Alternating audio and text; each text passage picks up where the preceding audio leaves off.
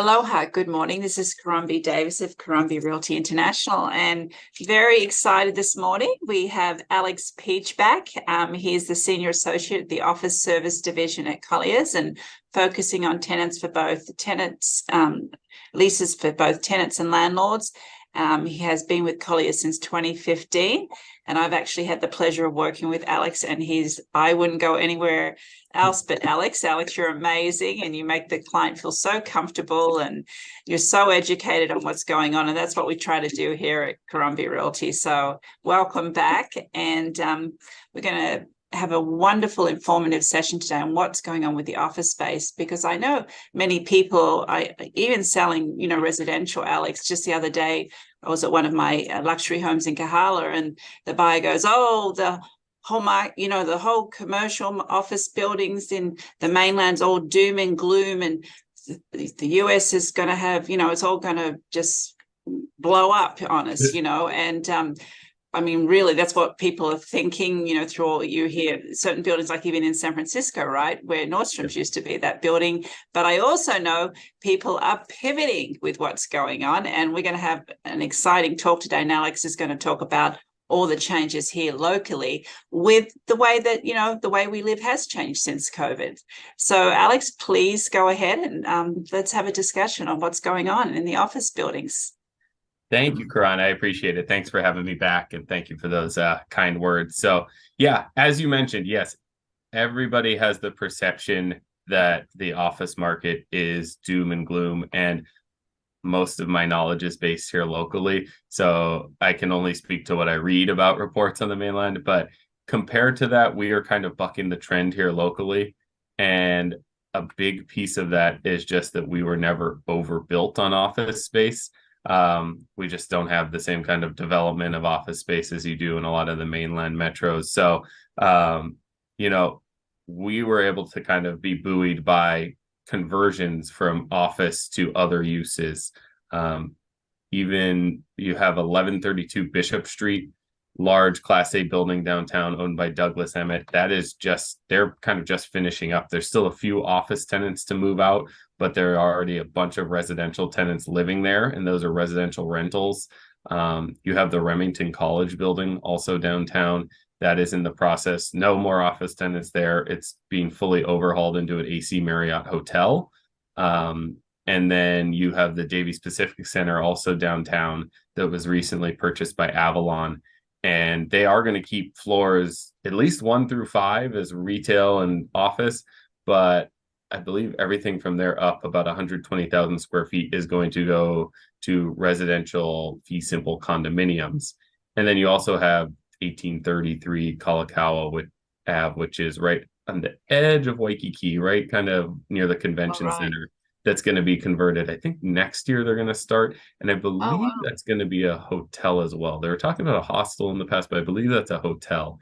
And there's a few other people looking out there at other conversions, and so all of that has got us, like, our vacancy rate island-wide actually dropped this last quarter to 12.78%.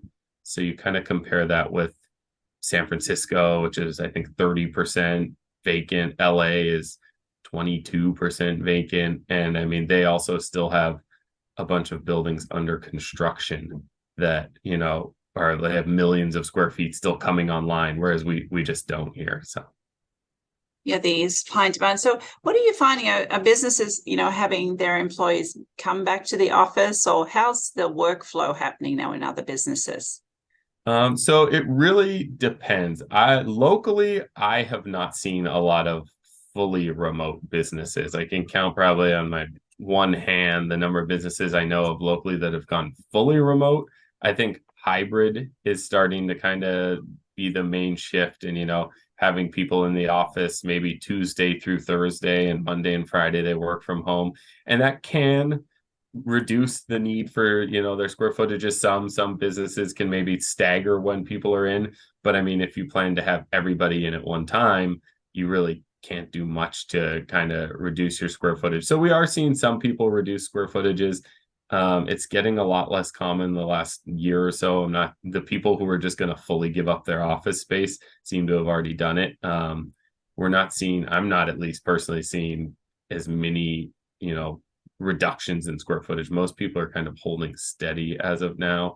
Um, Anecdotally, I just think here in Hawaii, you have so many multi-generational households. While like working from home seems great, when you really put it into perspective, not everybody has like a full spare bedroom that they can go into and just be like, okay, this is my dedicated office, like you can on the mainland. You could move into the Yeah. suburbs, get a 4-bedroom house for super cheap, and boom, you have your home office. And here locally, I think it's a little harder. um, but Yeah, I that's know, just anecdotal. I don't have any I, studies on that. and I know during COVID, and even so, if there are, households which the kids going to university or high school and they're working from home, the whole internet, getting Yeah, internet band space has always been an issue for families. exactly. If, Yeah, you're doing a Zoom. One person's doing a Zoom call, somebody else is doing another Zoom call. Yeah, is there just enough bandwidth here as well is another problem. So I think there still is going forward, at least locally, there's going to be a need and a place for office space. And I mean, we see a couple other conversions, and you're going to see our vacancy rate drop even further, and we're going to be, into a landlord market at some point in the future. But I'd say, that's going to take a couple other office building conversions out there. But Now, on a different, like, you hear these companies, they've do shared office space. There's companies that have come into yeah, town and where people, they pay per month. There's one, I believe, in Waikiki, right, where they come in and there's a reception area, meeting room, and then they pay a monthly fee to be able to use that when they need to. How are those companies faring right now? as far as I know, they're doing pretty well. Regis is probably one of the largest ones, and they have a few different like brands under their umbrella, but Regis is what they have here locally. There's one down at Waterfront Plaza, formerly Restaurant Row, and they're almost fully leased on all their little spaces. And Yeah, I that's know been there for quite some years. yeah, Yeah, it's been there for quite some time, and they're always actively, seeking yeah, additional space for that kind of thing. Some of the other co-working spaces like Impact Hub on Queen Street by Whole Foods in Kakako, they're almost always filled. So there is a demand for that too, because it really fills the need for either flexibility. Let's say you're a company that just needs an address here, and you can get some flexibility with that, and just get a small office or a mailing address, or even just the people who maybe their company did go. Let's say the people that did go fully remote, or you're a yeah. freelancer and you just want to get out of your house and have like a dedicated workspace, which people are finding a lot of people do want. So where would you say pricing for office space is going in the next year or two, with what's going on? So that's an interesting question. Thank you. So we're actually seeing, the asking rents out there are kind of holding steady. Now, depending on the market you're in, if you're in the urban core of Honolulu, you're probably going to strike a deal under what the asking rent of the landlord is. But realistically, at like a market gross rent, so taking the base rent, the landlord's profit plus their operating expenses, I actually think we're going to see those continue to trend upward. And that is just because operating expenses are continuing to go up. Electricity costs are rising, minimum wage is rising, and therefore, your Yeah, janitorial, your security staff, all those people, you're having to pay them more.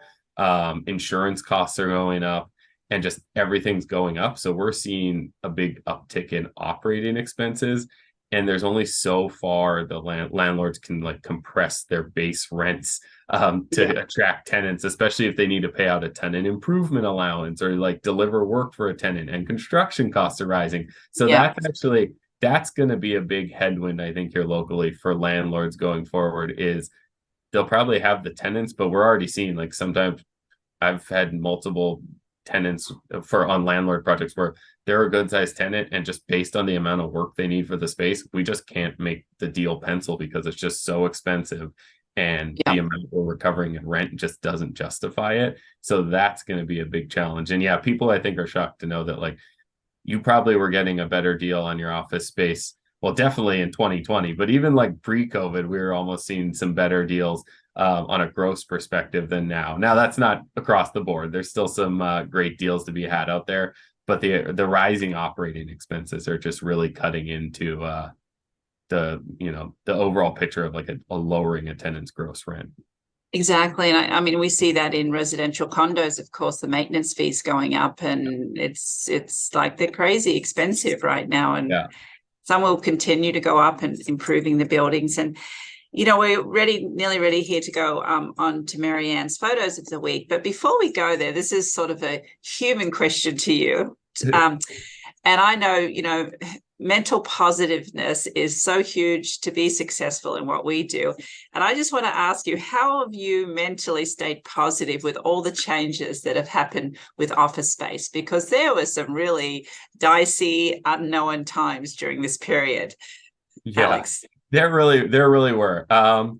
I would say I would take two looks at it. Number one, the first is just making sure for me it's doing something physical almost every day, like getting out, getting away from the computer, the phone calls, the meetings, and getting outside for a little while. That always helps.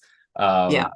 I just always, anytime as well that I get bogged down and I'm like feeling doom and gloom about things, I kind of take a step back, and I've always been positive on the market, number one. And number two, I just look at like, I love what I do and I don't know what else I'd want to do. So that's always kind of helped to take a step back and look at that perspective, even when things are really rough and kind of, you're hitting some hard roads. So I know I love physical activity too. And another thing that I do every morning is, what am I grateful for? And, oftentimes we do that in the positive times and we forget to do that in the times we really need to remind ourselves.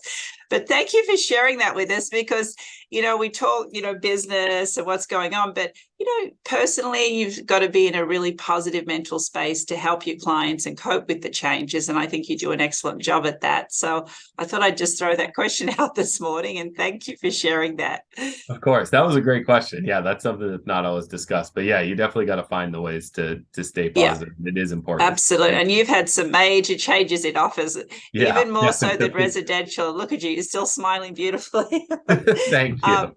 So on that note, we're going to have some fun. I don't know about you, but this morning I woke up and it's like quite hot. We're getting into our hot climate, right? Yeah.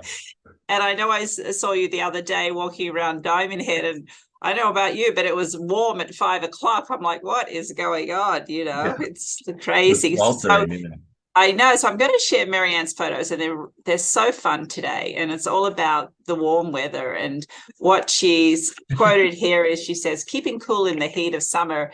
And this is so cute. She is like, splish, splash, yellow canary cools off in a water puddle. So adorable. Let me show you the next one. And then here's, dip your toes in the water like this adorable duckling. And stay hydrated. And catch a wave like this green sea turtle. Lots of fun. Thanks, Marianne. They're so cute and so fun.